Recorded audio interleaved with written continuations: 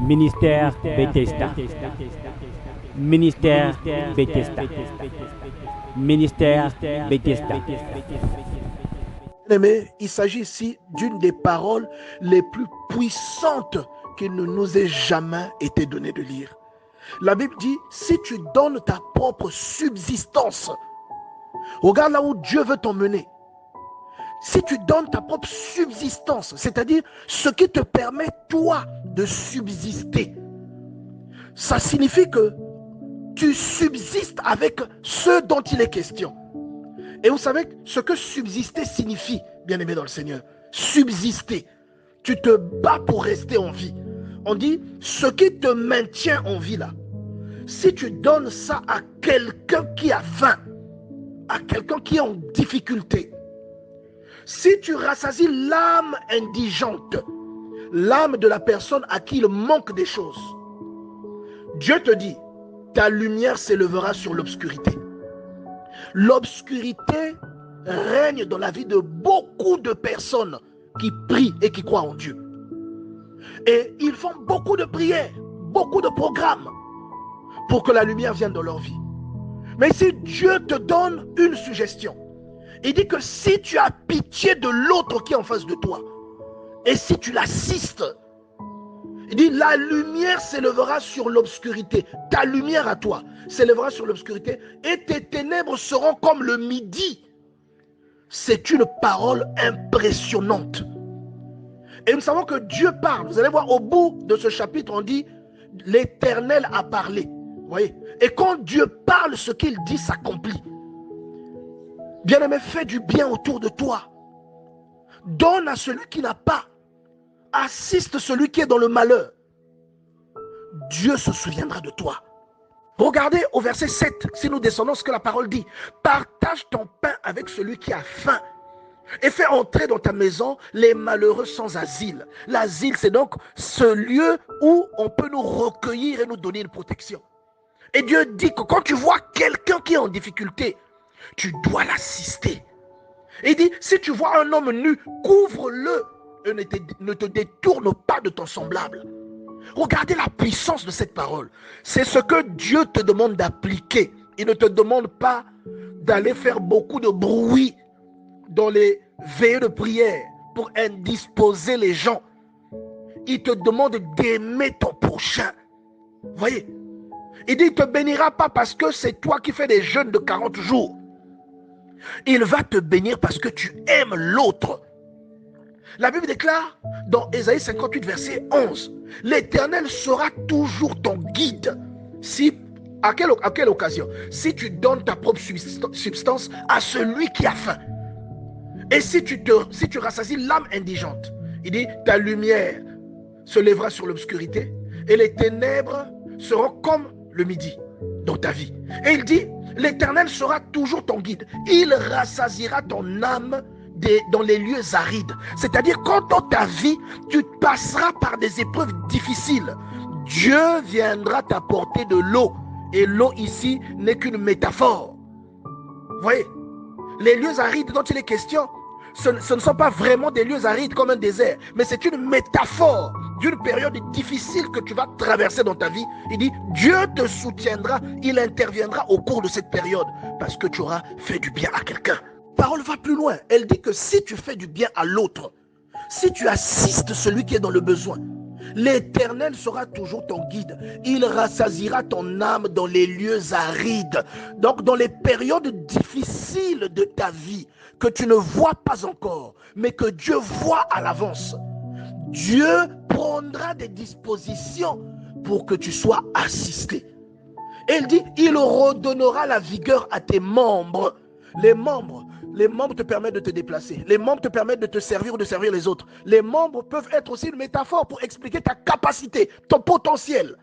Les membres peuvent représenter ton travail. Parce que c'est grâce à ton travail que tu arrives à exécuter des choses. Que tu arrives à apporter du support. Et les membres là symbolisent quelque chose. Ça peut aussi être une allégorie qui nous révèle quelque chose que nous utilisons pour nous venir en aide et pour venir en aide à quelqu'un d'autre. Et Dieu dit, il va redonner de la vigueur à tes membres en période difficile.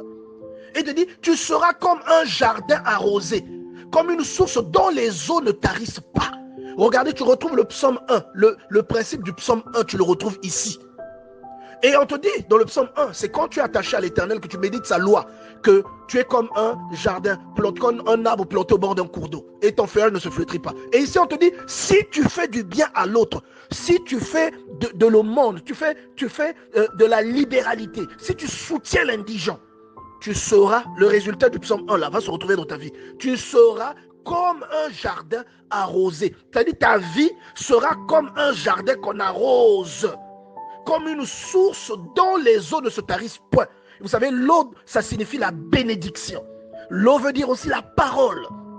Vous voyez, donc il y a beaucoup de choses que Dieu met dans ta vie parce que tu aides les autres, bien-aimés. Mais regarde la suite du verset. Il y a des chrétiens qui courent d'église en église pour chercher la solution à leurs problèmes. Et ils entendent parler d'un homme de Dieu. Ils vont là-bas rapidement pour que l'homme de Dieu prie pour eux. Ça ne marche pas. Ils vont dans un autre endroit. Ils font des voyages. Ils dépensent des sommes faramineuses.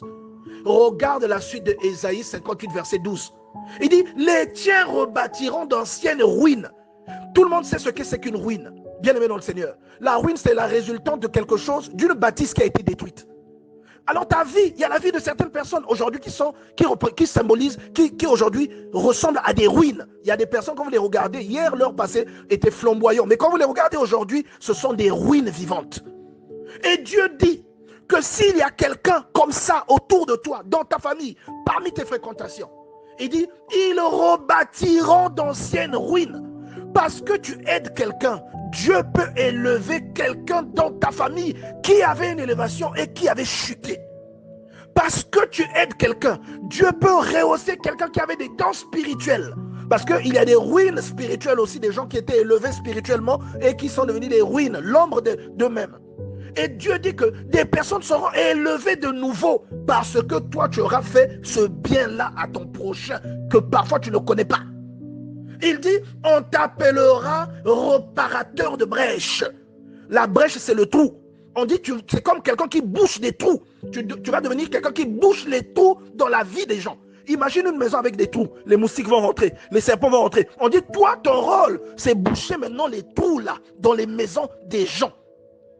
Je rappelle que d'après la Bible, la maison, c'est notre corps. Bien-aimé dans le Seigneur, on t'appellera réparateur de brèches. Alléluia. La parole de Dieu est puissante, bien-aimé. Que tu seras appelé celui qui rend le pays habitable. Tu rends à cause de tes œuvres. Une œuvre ou des œuvres isolées que tu fais, la Bible dit tu vas rendre le pays habitable. Je rappelle ici que la Bible est une grande allégorie. Il y a beaucoup de mots qui sont dans la Bible qui ne veulent pas forcément dire ce que vous lisez. Il y a donc le sens littéraire, il y a aussi un sens historique, mais il y a aussi un sens allégorique dans ce que vous lisez dans la Bible. Alors quand on parle de pays, ce n'est pas seulement le pays. Le pays, ça peut être un individu. Et il dit que tu rendras le pays habitable. Quelqu'un qui avait perdu de l'espoir va revivre grâce à une action que tu as faite quelque part. Une action isolée que tu as faite. Et la Bible dit, alors tu mettras ton plaisir en l'Éternel et je te ferai monter sur les hauteurs du pays. Dieu va t'élever. Il dit, je te ferai jouir de l'héritage de Jacob, ton père. Vous voyez, on est bien d'accord que Jésus nous explique qu'en esprit, ceux qui ont la foi sont les fils d'Abraham. Par conséquent, les fils de Jacob. Il dit, l'héritage échu à Abraham, Isaac et Jacob va devenir ton héritage à cause de tes bienfaits. Et il dit, et il parle d'un héritage spirituel. Et il dit, et vous savez que ce qui vient dans le physique, ça commence d'abord en esprit. Donc quand dans le spirituel, Dieu a gaspillé avec une bénédiction, dans le physique, les gens vont voir des choses qu'ils auront du mal à décrire, qu'ils auront du mal à expliquer. Ils diront que tu allais toucher quelque chose. Et il dit, ton père, il dit, car la bouche de l'Éternel a parlé. Ça dit, il fera tout cela. Il dit, je te ferai jouir de l'héritage de Jacob, ton père, car la bouche de l'Éternel a parlé. Pourquoi Dieu te fait toutes ces promesses? C'est la question que tu dois te poser. La réponse, parce que tu as fait du bien à quelqu'un qui est à côté de toi, ou quelqu'un que tu ne connais pas, parce que tu as fait du bien, alors Dieu te fait toutes ces promesses. Mais ne vous fatiguez pas de faire le bien de votre vie. Ne vous fatiguez jamais de faire le bien. Même lorsque vous avez l'impression que vous faites du bien et que les autres ne vous font que du mal, ne vous fatiguez pas. Rappelez-vous de l'enseignement d'hier. Hier, nous avons expliqué que ce n'est pas un hasard, que le moment où le bien que tu fais doit te revenir n'est connu que par Dieu. La Bible nous le situe d'une façon évasive. Nous ne savons pas exactement lorsque nous faisons le bien, quand est-ce que ce bien nous reviendra. C'est pour scinder, pour séparer le blé de l'ivraie.